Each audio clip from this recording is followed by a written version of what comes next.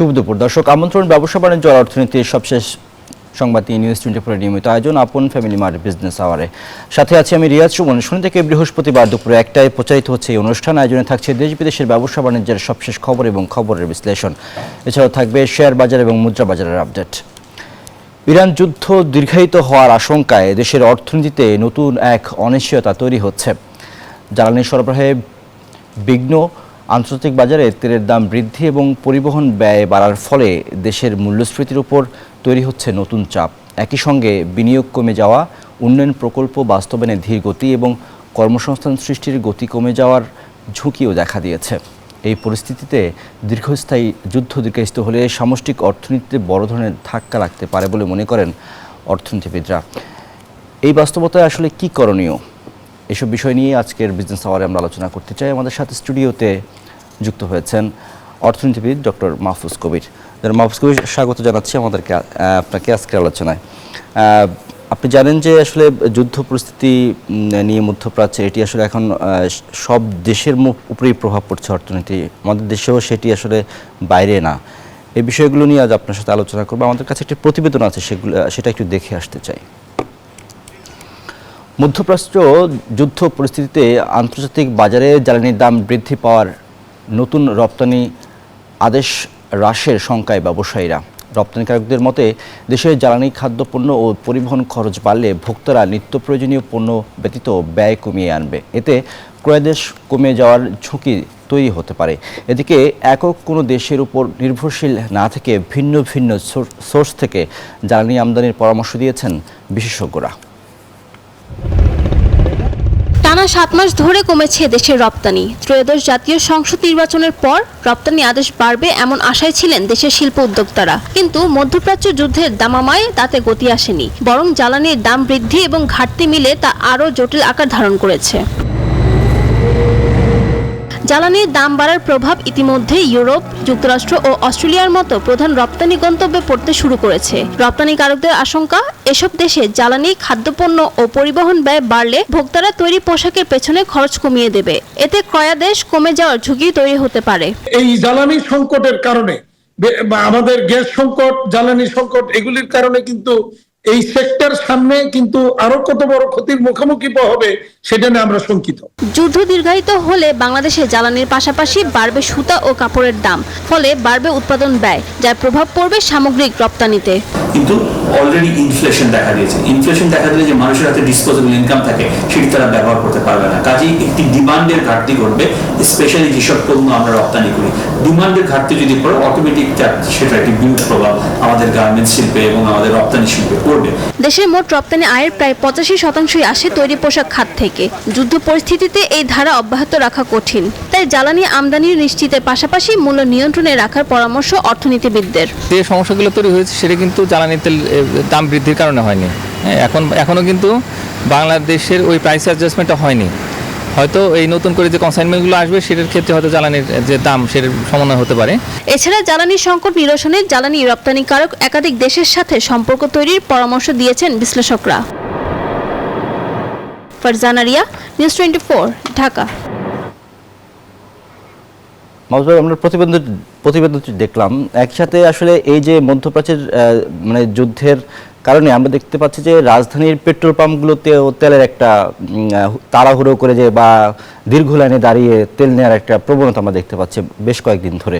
সেই চিত্রটা একটু দেখতে চাই। আমাদের সাথে সহকর্মী যুক্ত হবেন, মামুন ইসলাম আছেন পেট্রোল পাম্পে। মামুনের কাছ থেকে একটু সেখানকার সবশেষ অবস্থা জানবো।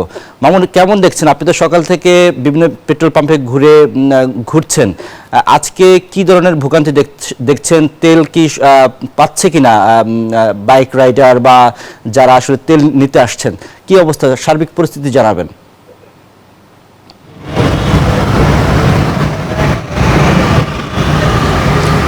ধন্যবাদ রিয়াজ আপনাকে। তো আমরা এখন পর্যন্ত রয়েছি সাউদার্ন যে পেট্রোল পাম্প রয়েছে সে পেট্রোল পাম্পে। আমার পিছনে যদি একটু আমি দেখাই তাহলে আমি দেখতে পারবো যে বাইকের কিন্তু একটি বিশাল লাইন রয়েছে এবং তারই অপোজিটে আমরা এই পাশে দেখতে পাচ্ছি এই গাড়ির বিশাল লাইন রয়েছে, যে কারণে কিন্তু এই রোডটি, যে ব্যস্ততম রোড, এই ব্যস্ততম রোডটি কিন্তু যানজটের সৃষ্টি হয়েছে। এবং আমরা যেমনটা হচ্ছে কর্তৃপক্ষের সাথে কথা বলেছিলাম যে তাদের প্রতিদিন প্রায় 8,000 লিটার তেল আসে 8 থেকে 9,000 লিটার, কিন্তু তাদের তেল প্রয়োজন হয় প্রায় 28 থেকে 29-30 হাজার লিটার পর্যন্ত, কিন্তু তারা সরবরাহ যতটুকু পর্যন্ত তাদের পাওয়া দরকার তারা কিন্তু পাচ্ছে না। এবং দীর্ঘতম লাইন যে লাইনটি হচ্ছে গাড়ি এবং বাইকে, সেই গাড়ি এবং বাইকের কারণে কিন্তু একটি যানজট, বিরাট একটি যানজট সৃষ্টি হচ্ছে। এবং আমরা দেখতে পাচ্ছি এখানে কিন্তু আইন শৃঙ্খলা বাহিনীও কাজ করছিলেন, তারা বলছিলেন যে লাইন সিরিয়াল মেনটেন করে কিন্তু তাদের তেল নিতে। এবং আমরা বিভিন্ন ড্রাইভারের সাথে কথা বলেছি, তারা বলেছেন যে এইখানে কিন্তু তারা রাত থেকে এবং কেউ কেউ সেহেরি থেকেও দাঁড়িয়ে আছে, এবং দাঁড়িয়ে কিন্তু তারা এখন পর্যন্ত তাদের কাঙ্ক্ষিত যে তেল নেওয়ার যে বিষয়টা তারা কিন্তু পর্যাপ্ত পরিমাণ সেই তেলটা পাচ্ছে না। এবং যেহেতু সামনে ঈদ রয়েছে, তো সেই ঈদেও অনেকজনের বাড়িতেই যাবে, তো সেই ক্ষেত্রেও কিন্তু এখন পর্যন্ত তারা সেই তেল পাচ্ছে না, যার কারণে তারা কিন্তু বিরাট এক ভোগান্তিতে পড়েছে। এবং আমরা দেখতে পাচ্ছি এখানে কিন্তু একটি অনেক গাড়ি হওয়ার কারণে এখানে হট্টগোল তৈরি হয়েছে, এবং সবাই কিন্তু চাচ্ছে যে কখন আমার তেল পাবো, সেই আশাতেই কিন্তু প্রায় সকাল থেকে দাঁড়িয়ে রয়েছে। এবং আমরা বেশ কিছু পেট্রোল পাম্প ঘুরেছি এবং দেখেছি যে অনেক পাম্পগুলোতে এখনো পর্যন্ত তেল নেই, কিন্তু লাইনের পর লাইন দাঁড়িয়ে আছে। তো এখন এই পর্যন্ত রাজধানী থেকে পেট্রোল পাম্পগুলো থেকে আমার কাছে ছিল সর্বশেষ রিয়াজ। মামুনুল ইসলাম, আপনাকে অনেক ধন্যবাদ। আমরা আসলে চিত্রটা দেখলাম যে পেট্রোল পাম্পের এই মুহূর্তে অবস্থা, সেখানে আসলে যে সংকট সেটি কিন্তু কমেনি। রেশনিং করার চেষ্টা করা হচ্ছে সরকারের পক্ষ থেকে, কিন্তু সেটি আসলে মানুষের মধ্যে যে একটা থাকে, টেনশন থাকে যে তেল পাবো কি পাবো না, সেই রকম প্রবণতাও কিন্তু আছে, আমরা দেখতে পাচ্ছি। আমরা একটু আলোচনায় ফিরতে চাই এবারে।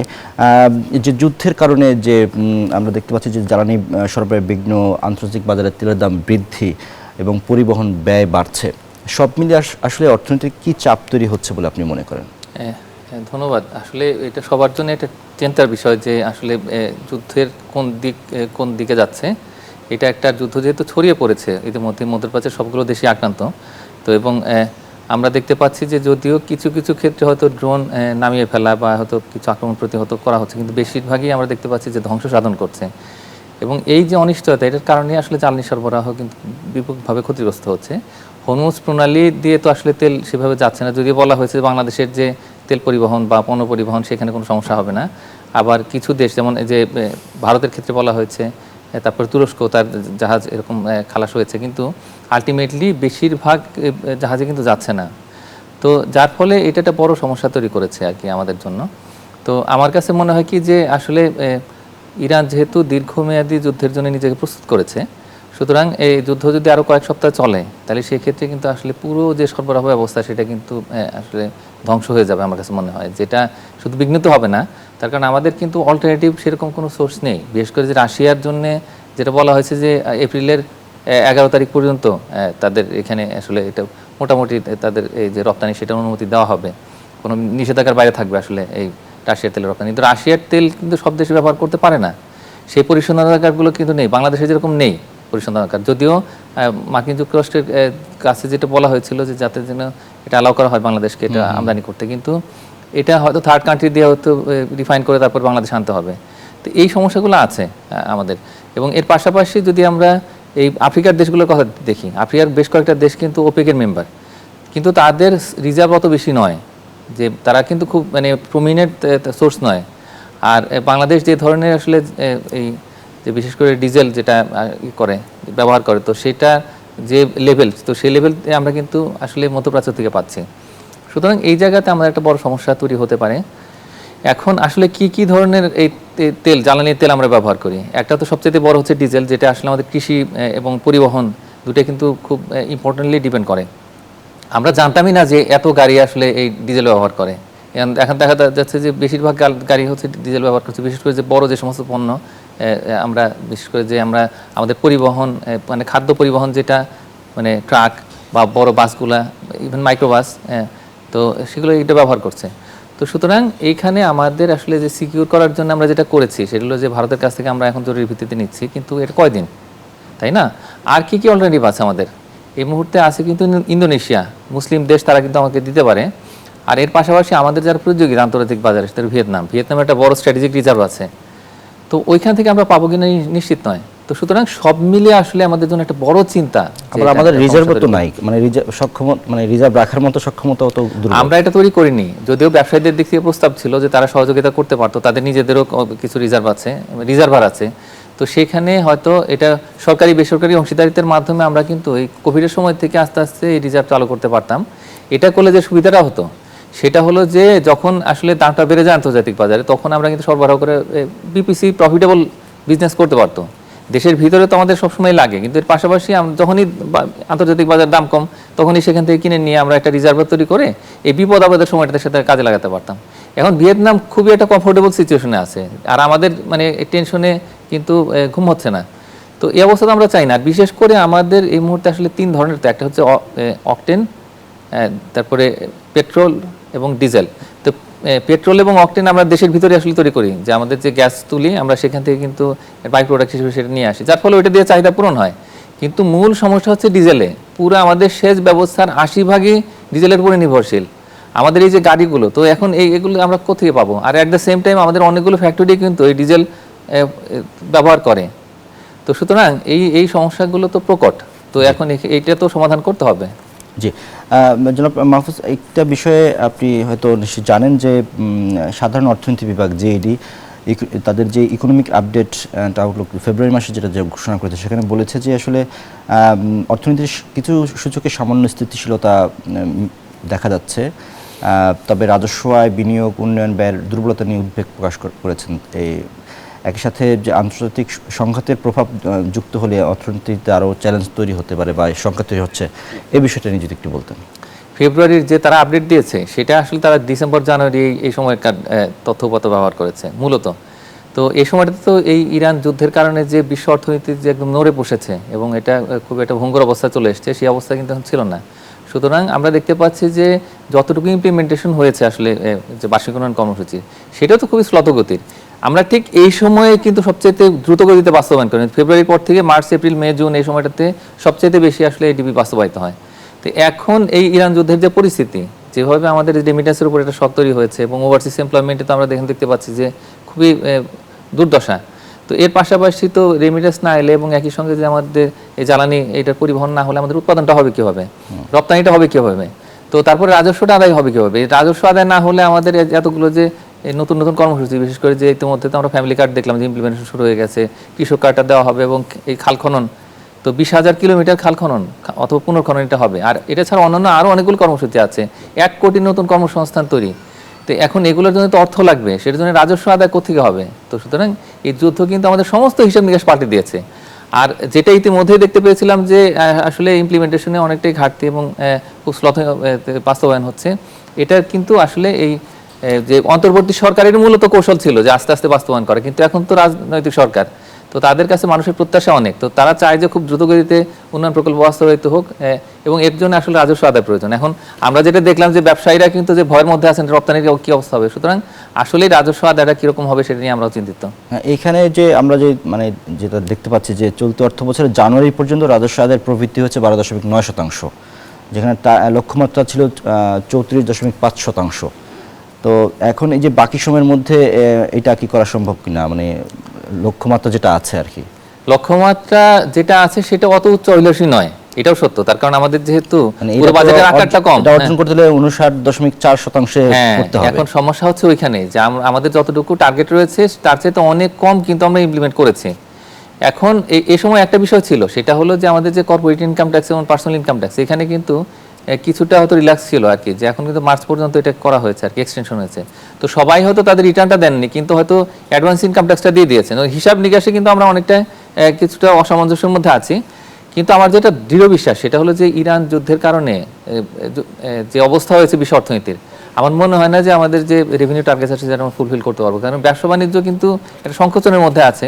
আমরা এটা আশা করেছিলাম যে নতুন সরকার এলে সবাই কিন্তু এটা আত্মবিশ্বাস ফিরে পাবেন, বিশেষ করে ব্যবসায়ীরা যে আস্থার সংকটে ভুগছিলেন, তো সেখান থেকে বের হয়ে আসবেন। কিন্তু এখন দেখা যাচ্ছে যুদ্ধের কারণে কিন্তু সরকার নিজেও কোনো ডিরেকশন দিতে পারছে না, সেভাবে খুব কনফিডেন্ট হয়ে যে কিছু করতে পারছে না, খুবই স্বাভাবিক, যেটা পারবে না। আর অন্যদিকে ব্যবসায়ীরাও নতুন চিন্তার মধ্যে পড়ে গেছেন যে বাইরের অর্ডারটা কমিয়ে দেয় কিনা, এবং দেওয়া শুরু করেছে। আর মের পর থেকে আমাদের আসলে নতুন করে সেরকম বড় অর্ডার নেই। তো এই আর আরএমজির সাথে কিন্তু বা এক্সপোর্টের সাথে আমাদের পুরো ইকোনমি খুবই ক্লোজলি লিঙ্কড। আর অ্যাট দ্য সেম টাইম আমাদের পার্শ্ববর্তী দেশের সঙ্গে কিন্তু আমাদের ব্যবসা আস্তে আস্তে হয়তো বাড়ছে, যদি আমি চিন্তা করছিলাম যে আরও দ্রুত গতিতে পারবে।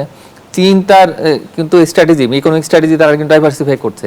তো সব মিলে আসলে সবার জন্যই বিপদ, কারণ আমাদের জন্য বিপদটা আরও বেশি, যার ফলে রাজস্ব আদায়ের যে টার্গেট সেটা আমার মনে হয় না যে ফুলফিল করা সম্ভব হবে। আনুষ্ঠানিকভাবে দায়িত্ব নিল ফায়ার সেফটি অ্যান্ড সিকিউরিটি বিষয়ক ব্যবসায়ীদের সংগঠন electronic safety and security association of Bangladesh, ইসাবের নতুন কমিটি। সন্ধ্যায় রাজধানীর একটি হোটেলে 2026-28 মেয়াদে কার্যনির্বাহী কমিটির অভিষেক অনুষ্ঠানে অংশ নেন সংগঠনের সদস্যরা। এ সময় ইসাবের নতুন সভাপতি স্কোয়াড্রন লিডার অবসরপ্রাপ্ত দিদারুল ইসলামের কাছে দায়িত্ব হস্তান্তর করেন বিদায়ী সভাপতি নিয়াজ আহমেদ চিশতি।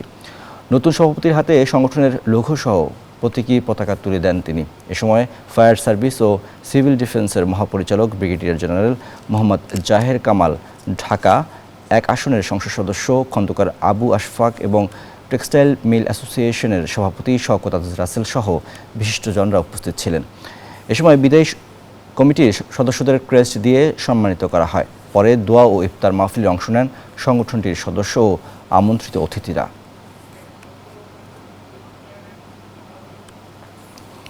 ইরান যুদ্ধ এবং নতুন ঝুঁকিতে অর্থনীতি বিষয়টি নিয়ে আমরা আলোচনা ছিলাম। আমাদের সাথে স্টুডিওতে আছেন অর্থনীতিবিদ ডক্টর মাহফুজ কবির। আবার আলোচনায় ফিরতে চাই। জনাব মাহফুজ কবির, আপনি বলছিলেন যে এডিবির কথা বলছিলেন, সেখানে তো আমরা দেখতে পাচ্ছি যে এডিবি বাস্তবায়নের ক্ষেত্রে মানে গত 15 বছরের মধ্যে সর্বনিম্ন অবস্থায়। সেক্ষেত্রে আসলে মানে এখন কি করণীয়, মানে এই ক্ষেত্রে কীভাবে এই জায়গাটাতে আবারও মানে একটা গতি আনা যায়? হ্যাঁ, আসলে এডিবি বাস্তবায়নে গতি আনতেই হবে। তো সেটার জন্য আমাদের ট্রেডিশনাল যে একটা মানে টেকনিক যেটা আমরা অ্যাপ্লাই করি সেটা হলো যে কিছু যদি আমাদের ঋণ করতেও হয় তাও যেন আমরা ঋণ করি। তার কারণ এই ঋণটা কিন্তু এই সরকারের যে বেতন ভাতা কর্মচারীদের সেটাতে কিন্তু খরচ হবে না, এটা হলো যে উন্নয়নের জন্য খরচ হবে এবং এতে করে যে অবকাঠামো থেকে শুরু করে অন্য রকমের যে উন্নয়ন, যোগাযোগ, তারপরে একই সঙ্গে শিক্ষা, স্বাস্থ্য, কৃষি এগুলো হয়তো খরচ হবে, বা জ্বালানি অবকাঠামো তৈরিতেও কিন্তু আমাদের এই অর্থটা খরচ হবে। তো সব মিলে কিন্তু সেটা অর্থনীতির জন্য একটা ফিডব্যাক এফেক্ট তৈরি করবে সেটা, এবং একই সঙ্গে যে প্রাইভেট সেক্টর তখন ইনভেস্টমেন্ট এগিয়ে আসবে, কর্মসংস্থান হবে। তো সব মিলিয়ে কিন্তু এটিপি বাস্তবায়নে যদি আমরা এই মানে কিছুটা অন্তত মানে ব্যাংকগুলোর থেকে বা বাংলাদেশ ব্যাংক থেকে ঋণ করি সেটাও অর্থনীতির জন্য ভালো। তবে আমরা যেন লাগাম ছাড়া ঋণ না করি, হ্যাঁ, এটা একটা বিষয়। এবং একই সঙ্গে আসলে যে সরকারের বিশেষ করে যে বর্তমান সরকারের যে সমস্ত নতুন নতুন কর্মসূচির কথা যেগুলো বলা হয়েছে তাদের যে নির্বাচনী ইশতেহারে, তো সেগুলো তো ইমপ্লিমেন্ট করতে হবে। তো সেগুলোকে খুব কনসিয়াসলি অ্যাকোমোডেট করতে হবে নেক্সট এডিপিতে। তো সেইভাবে করে এখন কিন্তু বাস্তবায়নের গতিটা বাড়াতে হবে। আর অনেক কিন্তু কন্ট্রাক্টর তারা কিন্তু এর মধ্যে ইনভলভ আছেন। তো এবং এই জায়গাতে যেন দুর্নীতি অনিয়ম না হয় সেটাও দেখতে হবে, খুব স্ট্রিক্টলি মনিটর করতে হবে। এবং আগের সংস্কৃতি আমরা ফেরত চাই না, যে আগে যেরকম হতো যে কাজ করিয়ান না করিয়ে এই টাকা পয়সা ছাড় করার জন্য যে একটা হিরিক পড়ে যেত এই যে মার্চ থেকে শুরু করে, তো সেই অবস্থাটা আমরা দেখতে চাই না। তো এখন আমরা বাস্তবায়ন চাই এবং সুন্দরভাবে যেন বাস্তবায়ন হয় এবং সেখানে যাতে দুর্নীতি অপচয় না হয় সেটা দেখতে হবে। আমরা আরেকটি বিষয় একটু জানতে চাই আপনার কাছে, সেটি হচ্ছে যে আপনি জানেন যে এই সরকারের দায়িত্ব গ্রহণের পর সামনে কিন্তু বাজেট আসছে, 26-27 অর্থ বছরের বাজেট। সেই জায়গাতে আসলে কোন বিষয়গুলো ফোকাস দেওয়া গুরুত্বপূর্ণ বলে আপনি মনে করেন, মানে কিভাবে তারা বাজেটটা সাজাবে? হ্যাঁ, বাজেটটা যেটা করতে হবে সেটা হলো যে প্রথমত সেটা প্রাগম্যাটিক বাজেট হতে হবে, মানে উচ্চাভিলাষী বাজেট হলে চলবে না, আবার সংকোচনমূলক যেন বাজেট না করি। মানে এই যে বিদায়ী অর্থ বছরে আমরা যেটা দেখলাম যে আসলে মোট বাজেটের আকারটা ছোট হয়ে গেছে, আমরা সেরকম সংকোচনমূলক যে আর্থিক নীতি আমরা চাই না। তো অ্যাট দ্য সেম টাইম আসলে আমাদের এখন যে মানে এডিপি সেটার আকারটাকেও একটু বাড়াতে হবে। তার কারণ এখন তো মানুষের প্রত্যাশা অনেক বেশি, আর তো গত 1.5-2 বছর ধরে কিন্তু এই উন্নয়ন প্রকল্প সেগুলো বাস্তবায়ন সেগুলো কিন্তু গতি থমকে আছে। তো সেই জায়গাতে একটা এক্সপানশন দরকার। আর আমাদের সবচেয়ে গুরুত্ব দিতে হবে হচ্ছে যে ট্যাক্স জিডিপি রেশিওটা বাড়ানোর জন্য। তো এই ট্যাক্স জিডিপি রেশিও বাড়াতে গেলে আসলে ব্যবসা বাণিজ্য বাড়াতে হবে, সেখানে নতুন বিনিয়োগ লাগবে, দেশের ভিতরে যে বিনিয়োগকারী তাদের যে আস্থা বাড়াতে হবে এবং সুদের হারটা কমানোর জন্য কিন্তু এক ধরনের কিন্তু একটা ডিরেকশন লাগবে। আসলে সেখানে যে কেন্দ্রীয় ব্যাংক তার একটা সহযোগিতা প্রয়োজন। কেন্দ্রীয় ব্যাংক কিন্তু এখনও সিদ্ধান্তে আসতে পারেনি যে তারা সুদের হার কবে কমাবে, কতটুকু কমাবে। কথাবার্তা হচ্ছে, যে সমস্ত কমিটিগুলো আছে তারা দু একবার বৈঠকে বসছে, কিন্তু আলটিমেটলি কোনো সিদ্ধান্ত যেতে আসেনি, যার ফলে ব্যবসায়ীরাও কিন্তু হাল ছেড়ে দিয়েছেন বলে মনে হচ্ছে। তো ব্যবসা বাণিজ্য যদি আমরা না বাড়াই তাহলে সেক্ষেত্রে কিন্তু কর্মসংস্থানও পারবে না। এই মুহূর্তে যে কর্মসংস্থান কমে গেছে, আবার যদি কর্মসংস্থান বাড়ে তাহলে সেক্ষেত্রে দারিদ্র্য কমে যাবে। কিছু কিছু গবেষণা তো আমরা দেখতে পেয়েছি যে দারিদ্র্য নাকি বেড়ে গেছে। তো তো এখন সেটা তো আমাদের কমানো দরকার। তো সেটার জন্য কিন্তু যেমন আলাদা কর্মসূচি লাগবে, অ্যাট দ্য সেম টাইম আমাদের যে ব্যবসা বাণিজ্য যদি বাড়াতে পারি তাহলে সেক্ষেত্রে আমাদের এই দারিদ্র্য সেটা কমে আসবে। তো সব মিলিয়ে কিন্তু আমাদের বিভিন্ন দিকে যেতে হবে, তার কারণ মানুষ ওই প্রত্যাশা করে বসেছিল যে নতুন সরকার এসে তাদের দুঃখ দুর্দশা সেটা কমিয়ে দেবে। তো সেটা আমাদের আসলে এখন অবশ্যই দরকার। তো এখন এটা ছাড়াও যে আমাদের কৃষি শিল্প সেগুলো তো আমাদের নতুন করে নজর দিতে হবে। তো সেভাবে করে আমাদের একটা মাল্টিপ্রং পলিসি প্রয়োজন। জি, আমরা একটু আজকের কয়েকটি পত্রিকার শিরোনাম দেখতে চাই। কয়েকটি গুরুত্বপূর্ণ পত্রিকার শিরোনাম যদি আমরা দেখি, তারা বলছে যে বাংলাদেশ প্রতিদিন শিরোনাম করেছে যে যুদ্ধে অর্থনীতিতে নতুন ঝুঁকি তৈরি হয়েছে। আমরা এই বিষয়টা নিয়ে আজকে আলোচনা করছি যে আসলে অর্থনীতির যে সংকটগুলো বা যুদ্ধ পরিস্থিতির কারণে বিশ্বব্যাপী যে একটা অর্থনৈতিক চাপ তৈরি হচ্ছে, সেই বিষয়টি ধরে তারা রিপোর্ট করেছে। আমরা পরের শিরোনামটি দেখতে চাই। এটি করেছে ফিনান্সিয়াল এক্সপ্রেস। তারা বলছে মধ্যপ্রাচ্য উত্তেজনায় বাংলাদেশে বিমানপথে মালবাহী পরিবহনের ভাড়া আকাশ ছোঁয়া। অর্থাৎ এই অনেকে বিমানে পণ্য আনছেন, সে কারণে আসলে সেখানে পণ্যের খরচ বেড়েছে, সেই বিষয়টি নিয়ে তারা রিপোর্ট করেছে। আমরা পরের শিরোনামটি দেখব। এখানে শিরোনাম করেছে প্রথম আলো। তারা বলছে যে তেল সংকটে পরিবহন ব্যয় বাড়ছে। অর্থাৎ এই পরিবহন ব্যয় এটি যেমন আন্তর্জাতিক রুটে বেড়েছে, দেশের অভ্যন্তরে বিভিন্ন জায়গায় পরিবহনের যে ব্যয় বেড়েছে সেই বিষয়টি নিয়ে তারা রিপোর্ট করেছে। আমরা পরের শিরোনামটি দেখব। এই শিরোনামটি করেছে দ্য বিজনেস স্ট্যান্ডার্ড। তারা বলছে যে রপ্তানি হ্রাস ও আমদানি বেড়ে যাওয়ায় বাণিজ্য ঘাটতি 13.8 বিলিয়ন ডলারে পৌঁছেছে। এটি বড় একটি সংবাদ এই মুহূর্তে। আমরা এরপরের শিরোনামটি দেখব যে প্রতিদিনই বাড়ছে নির্মাণ সামগ্রীর দাম। এই শিরোনামটি করেছে বণিক বার্তা। পত্রিকার শিরোনামগুলো আমরা দেখলাম। আমরা একটু যদি এইখান থেকে কয়েকটা যে বিষয়গুলো আলোচনা করছি তার মধ্যে অনেকগুলো বিষয় আমরা আলোচনায় চলে এসেছে আমাদের কথায়। এই জায়গাটাতে একটু যদি বলতাম, আলোচনা করতাম যে রপ্তানি হ্রাস এবং আমদানি বেড়ে যাওয়ায় বাণিজ্য ঘাটতি 13.8 বিলিয়ন ডলার, এটিকে আপনি কীভাবে দেখেন? হ্যাঁ, এই যে তারা হিসাবটা দিয়েছে সেটা কিন্তু প্রথম 7 মাসে, মানে জুলাই থেকে শুরু করে জানুয়ারি পর্যন্ত সেই হিসাব দিয়ে তারা এটি রিপোর্টটা করেছে। আমাদের যে পরবর্তী যে হিসাবটা আছে, মানে ফেব্রুয়ারিটাও যদি আমরা ইনক্লুড করি, ফেব্রুয়ারিতে তো বড় রকমের ডিক্লাইন হয়েছে, মানে প্রায় 20%। তো সব মিলিয়ে কিন্তু আমরা একটা চরম সমস্যার মধ্যে আছি, মানে বিশেষ করে যে রপ্তানির যে ক্রমাগতভাবে কমে যাওয়া এবং একই সঙ্গে আমদানির ব্যয় তো বাড়ছে, সামনে আমদানির আরও বাড়বে ব্যয়। তার কারণ বিশ্বব্যাপী কিন্তু একটা বড় রকমের ইনফ্লেশন হবে। তো যার ফলে এই তখন একই পরিমাণে পণ্য অথবা কিছু কম পরিমাণে পণ্য যদি আমরা আমদানি করি, তারপরে আমদানি ব্যয়টা বাড়বে। আর রপ্তানি খাতের যে অবস্থা আমরা দেখতে পাচ্ছি যে রপ্তানিকারক অত্যন্ত চিন্তিত, সামনে হয়তো রপ্তানির আদেশ আরও কমে যাবে। যদি তাই হয় তাহলে সেক্ষেত্রে এই যে পুরো গ্যাপটা কিন্তু আরও ওয়েডিং হবে। তো যার ফলে আমরা যেরকম একটা স্বস্তির মধ্যে ছিলাম যে একটা সুন্দর একটা ফরেন এক্সচেঞ্জ রিজার্ভ তৈরি হয়েছে, কিন্তু সেই অবস্থাটা থাকবে না। এখনই কিন্তু যে আকুর বিল পেমেন্ট করতে গিয়ে কিন্তু তখন আমরা আবার কিন্তু কিছুটা যে ফরেন এক্সচেঞ্জ রিজার্ভ সেটা হারিয়েছি। তো সব মিলে আমার কাছে মনে হচ্ছে যে আসলে এই আমদানি নির্ভরতা যদি আরও বাড়ে এবং রপ্তানি আয় যেটা সেটা যদি কমে যায়, তাহলে সেক্ষেত্রে কিন্তু আমাদের যে নতুন বিনিয়োগও কমবে। আর গ্লোবালি কিন্তু চিন্তা ভাবনা করা হচ্ছিল যে বাংলাদেশ ইলেকশনের পরে তখন কিন্তু এফডিআই আসবে, কিন্তু এখনো পর্যন্ত কোনো ঘোষণা কিন্তু আমরা শুনতে পাইনি। সবাই চিন্তিত আছেন এই মধ্যপ্রাচ্য যুদ্ধ নিয়ে। তো এখন এই অবস্থায় আসলে আমরা আর কি করতে পারি? তো এটার জন্য আমার মনে হয় কি যে আসলে এই নতুন নতুন রপ্তানির গন্তব্য আমরা খুঁজে বের করতে পারি কিনা, যেগুলো কিছুটা রিলেটিভলি আনএফেক্টেড। আমরা কিন্তু এই এশিয়ার অনেকগুলো দেশ আছে যেখানে রপ্তানি বাড়াতে পারি। যে মধ্যপ্রাচ্যে আমাদের মাত্র শুরু হচ্ছিল আর কি, যেটা ভালো গন্তব্য হচ্ছিল, কিন্তু সেটা তো আসলে বন্ধ হয়ে আছে। তো এই অবস্থায় আমার মনে হয় যে ল্যাটিন আমেরিকা আছে, আফ্রিকা আছে এবং একই সঙ্গে যে পূর্ব এশিয়ার যে দেশগুলো আছে সেখানে আমাদের যদি রপ্তানি বাড়াতে পারি তাহলে সেই ক্ষেত্রে হয়তো কিছু মেকআপ করতে পারবো, তখন আমাদের এই যে ঘাটতি কিছুটা কমে আসবে। এই পর্যায়ে জানিয়ে দিতে চাই স্বর্ণ এবং মুদ্রা বাজারের আপডেট। আমরা দেখি এই মুহূর্তে মুদ্রার বিনিময় মূল্য আজকের বাজারে মার্কিন ডলার 122 টাকায় ক্রয় হয়ে বিক্রি হচ্ছে 123 টাকায়, ইউরো 140 টাকায় ক্রয় বিক্রি হচ্ছে 145 টাকায়, পাউন্ড 159 টাকায় ক্রয় বিক্রি হচ্ছে 166 টাকায়, চীনা ইউয়ান 16 টাকায় ক্রয় বিক্রি হচ্ছে 18 টাকায়, সৌদি রিয়াল 32 টাকা 20 পয়সায় ক্রয় বিক্রি হচ্ছে 33 টাকা 20 পয়সায়, ভারতীয় রুপি 1 টাকা 25 পয়সায় ক্রয় 1 টাকা 45 পয়সায় বিক্রি। একটু স্বর্ণের দামটা দেখতে চাই, সেখানে দেখতে পাচ্ছি যে 22 ক্যারেটের স্বর্ণ যেটি সেটি আজকের বাজারে রয়েছে প্রতি ভরির দাম 2,62,265 টাকা, 21 ক্যারেটের দাম আছে 2,50,367 টাকা, 18 ক্যারেটের দাম প্রতি ভরি 2,14,617 টাকা এবং সনাতন প্রতি ভরি রূপার স্বর্ণের দাম আছে 1,74,785 টাকা। রূপার দামটিও দেখতে চাই আমরা। এই আজকের বাজারে প্রতি ভরি 22 ক্যারেটের রূপার দাম আছে 6,066 টাকা, 21 ক্যারেটের দাম আছে 5,774 টাকা, 18 ক্যারেটের দাম হচ্ছে 4,957 টাকা এবং সনাতন প্রতি ভরি রূপার দাম 3,733 টাকা রয়েছে আজকের বাজারে। মাহফুজ ভাই, আমরা আলোচনায় আবারও ফিরতে চাই। আমাদের কাছে আরেকটা রিপোর্ট আছে বিশ্ববাজারে তেলের পরিস্থিতি নিয়ে, সেটি একটু যদি আমরা দেখি তাহলে সেখানকার সব অবস্থাটা আমরা কিছুটা জানতে পারবো। বিশ্ববাজারে তেলের দামে লাগাম টানতে রাশিয়ার তেলের উপর থেকে সাময়িকভাবে নিষেধাজ্ঞা শিথিল করলো মার্কিন ট্রেজারি বিভাগ। সাগরে আটকে থাকা রুশ তেল কিনতে 30 দিনের সময়সীমা বেঁধে দেওয়া হয়েছে, তবে তেলের দাম এখন ঊর্ধ্বমুখী। এদিকে মার্কিন প্রেসিডেন্টের এমন সিদ্ধান্তে চটেছে ইউরোপের বেশ কয়েকটি দেশ। একে ভুল সিদ্ধান্ত বলে আখ্যা দিয়েছেন জার্মান চ্যান্সেলর ফ্রেডরিক মের্জ।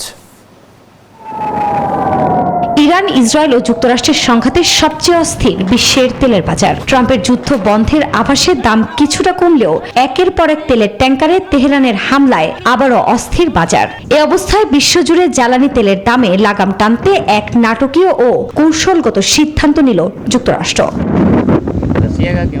গণমাধ্যমের বরাতে জানা যায়, রুশ তেলের ওপর থেকে সাময়িক নিষেধাজ্ঞা শিথিল করেছে মার্কিন ট্রেজারি বিভাগ। এতে 30 দিনের মধ্যে সাগরে আটকে থাকা রুশ তেল কিনতে পারবে বিশ্বের বিভিন্ন দেশ। বিশ্বের জ্বালানি তেলের বাজার স্থিতিশীল রাখতে রাশিয়ার তেলের কোনো বিকল্প নেই বলে মন্তব্য করেন ক্রেমলিনের মুখপাত্র দিমিত্রি পেসকভ। যুক্তরাষ্ট্র জ্বালানি বাজার স্থিতিশীল করার প্রচেষ্টায় পদক্ষেপ নিচ্ছে। এই ক্ষেত্রে আমাদের স্বার্থ একই রকম। যদিও ট্রাম্প প্রশাসনের এমন সিদ্ধান্তের বিরুদ্ধে চটেছে ইউরোপের দেশগুলো। একে ভুল সিদ্ধান্ত বলে আখ্যা দিয়েছেন জার্মান চ্যান্সেলর ফ্রেডরিক মের্জ। দামের সমস্যা রয়েছে, কিন্তু পরিমাণে নয়। জার্মানি এই যুদ্ধের অংশ নয় এবং আমরা এর অংশ হতেও চাই না। আমরা বিশ্বাস করি এটি ভুল। এদিকে ট্রাম্প প্রশাসনের এমন সিদ্ধান্ত শান্তির জন্য বড় বাধা বলে সতর্ক করেন ইউক্রেনের প্রেসিডেন্ট ভলোদিমির জেলেনস্কি। অন্যদিকে রাশিয়ার তেলের ওপর থেকে নিষেধাজ্ঞা তুলে নেওয়া হলেও এখনো অস্থির তেলের বাজার। শুক্রবার প্রতি ব্যারেল ব্রেড ক্রুডের দাম $97.50 থেকে $100 ওপরে ওঠানামা করছে বলে জানায় গণমাধ্যম। আফরিন মৌ, নিউজ 24। আমরা প্রতিবেদনটি দেখলাম, আলোচনায় ফিরতে চাই। যে বিষয়টি নিয়ে প্রশ্ন করতে চাই সেটি হচ্ছে যে মধ্যপ্রাচ্যে তো আমাদের প্রচুর রেমিটেন্স আসে, সেখানে আসলে যদি একটু বলতেন যে বিপুল সংখ্যক যে কর্মরত যারা আছে তাদের ভবিষ্যৎ কি দেখছেন, রেমিটেন্সের উপরে কোনো প্রভাব ফেলবে কিনা? রেমিটেন্সের মধ্যে উপরে কিন্তু এখনই প্রভাব তৈরি হয়ে গেছে। মানে আমরা মনে হচ্ছে না যে এই রমজানের এই সময়টাকে কেন্দ্র করে যে প্রায় $3.5 বিলিয়ন মতো আমরা চিন্তা করছিলাম সেটা পাবো।